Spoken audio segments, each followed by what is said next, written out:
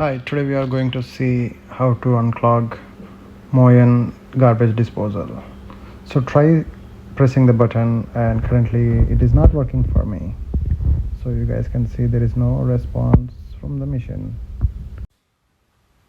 All we need to do is reset the machine. So for most of the garbage disposal, the reset button will be at the bottom, but for this it is on the side.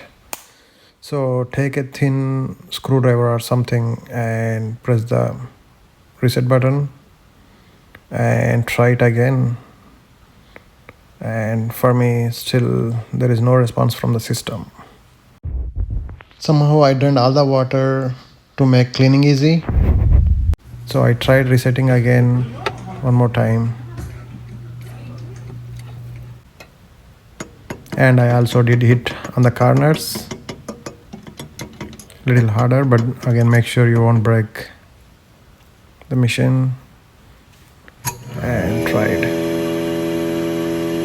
It's working right now. That's all we need to do. Thank you for watching my video.